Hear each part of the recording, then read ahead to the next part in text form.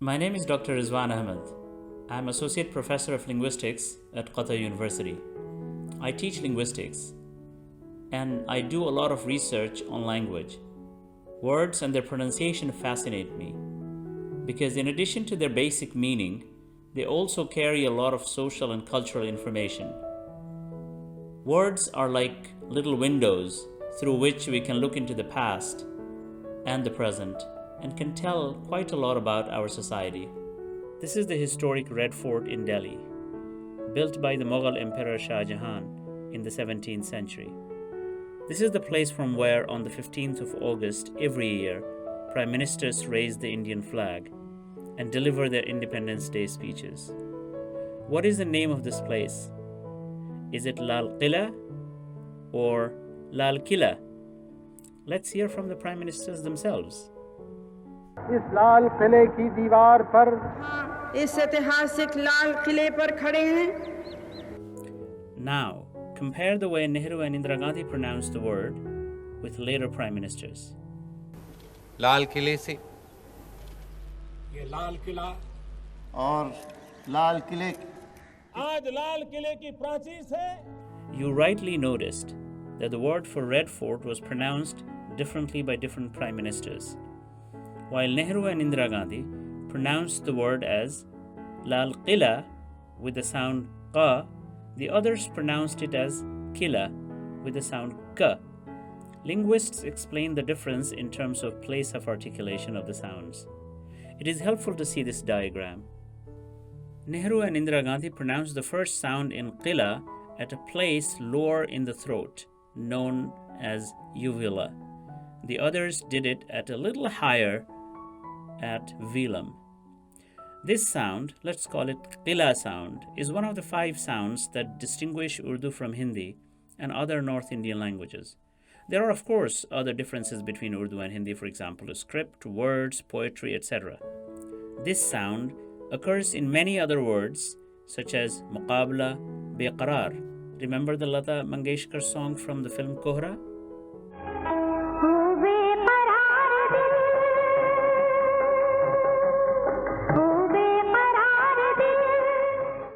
The way Lata Mangeshkar pronounces the word beqarar in the song represents the standard Urdu pronunciation. In some regional dialects, for example Hyderabadi and Punjabi Urdu, it is pronounced a little bit differently. There are 4 other sounds that are unique to Urdu: fa, z, kha, and gha. These sounds came into Urdu from Persian and Arabic. Urdu also uses a modified form of the Persian script. Remember that Persian was the language of administration during the Mughal and early British rule. It was also the language of education and scholarship. Pronouncing these sounds like Persian became a sign of educational excellence and cultural refinement. Contact between English and French shows a similar influence. The z-like sound in television came into English from French during the French rule over England in the 11th through 12th and 13th centuries.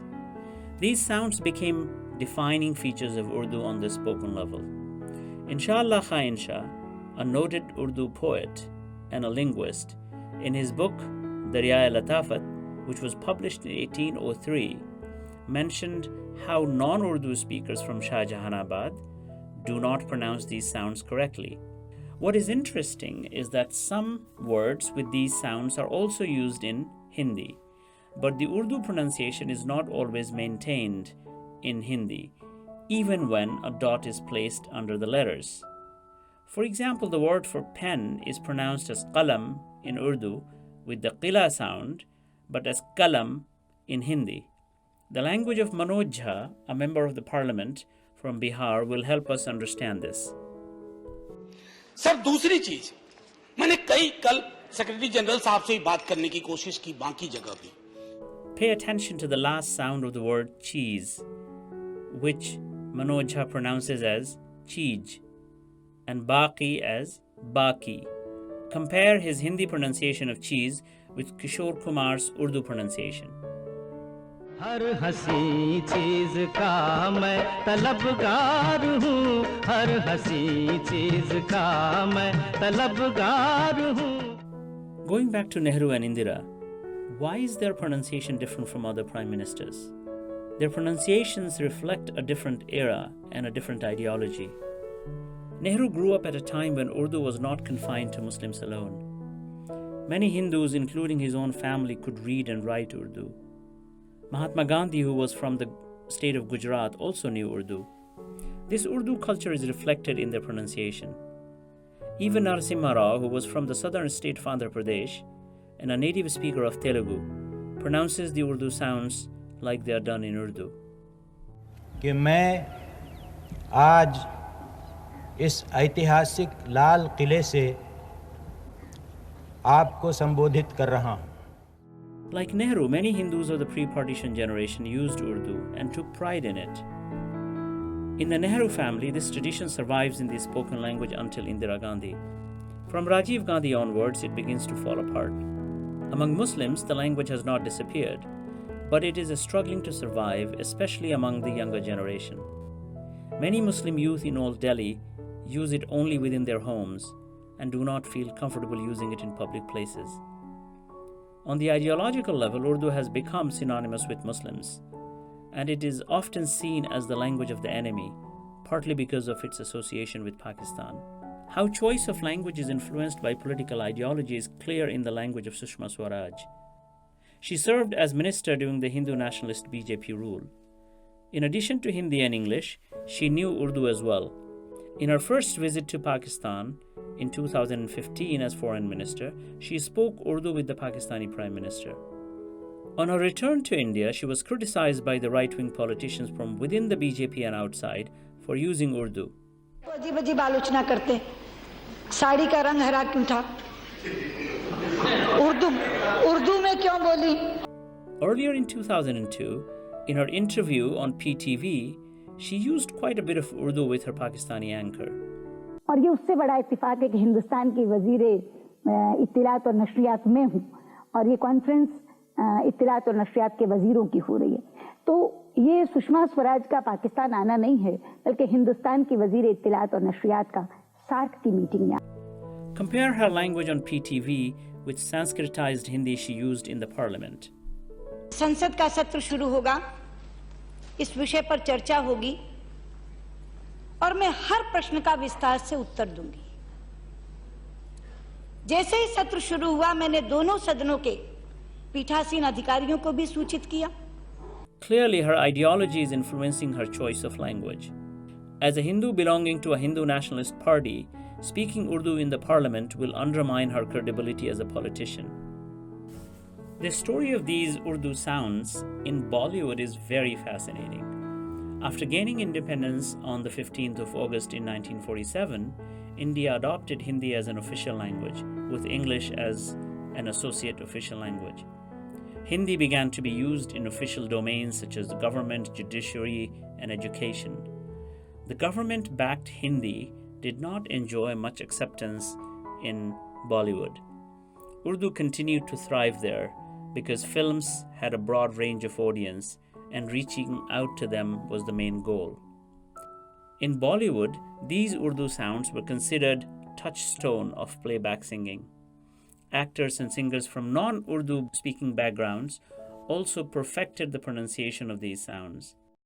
Singers such as Lata Mangeshkar and Asha Bhosle, who dominated the film industry for over half a century, were Marathi speakers. Manna De, Kishore Kumar, and Hemant Kumar were Bengali speakers, but they and many others learned the Urdu pronunciation and perfected it. Many Urdu speakers from small villages and towns in Bihar, where I grew up, would be jealous of their linguistic perfection. Take another Urdu sound, kha, in words such as khuda, meaning God, which is widely used in many film dialogues and songs. The kha in khuda or khan is different from ka in khana, meaning food. Gulzar, the noted Bollywood poet and director, once wittingly remarked that there is a difference between dawakhana, meaning pharmacy, and dawakhana, meaning taking medicine. The difference in meaning is because of the difference between the pronunciation of kha and ka. Muhammad Rafi, Lata Mangeshkar, Kishore Kumar, with their different linguistic backgrounds, pronounced the word khuda like it is done in Urdu. खुदा भी आसमां से जब ज़मीं पर देखता होगा खुदा निगहबान हो तुम्हारा खुदा निगहबान है खुदा हर फैसला तेरा मुझे मंजूर है. The Urdu diction was not limited to singers. Actors performed it too.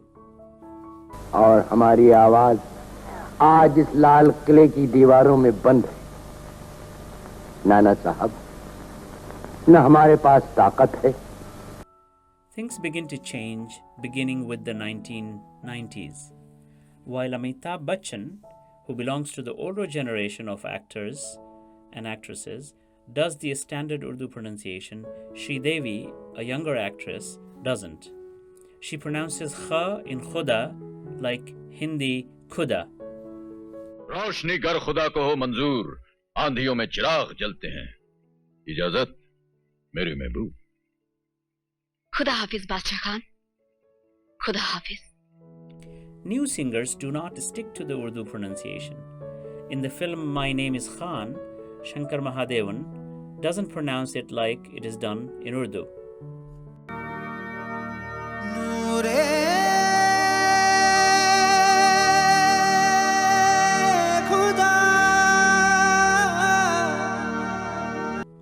Paradoxically, Shah Rukh Khan in the same film insists that the correct pronunciation of his name is Khan from the epiglottis and not Khan. He in fact corrects people when they mispronounce the kha in his name. Khan की वजह से जीत गए. No. My name is not Khan. It's Khan. हाँ, वही तो बोला. Khan. No, not Khan. From the epiglottis. Khan. Khan. Khan. From the epiglottis. Epiglottis. Khan. The newer singers do not always maintain the Urdu pronunciation either.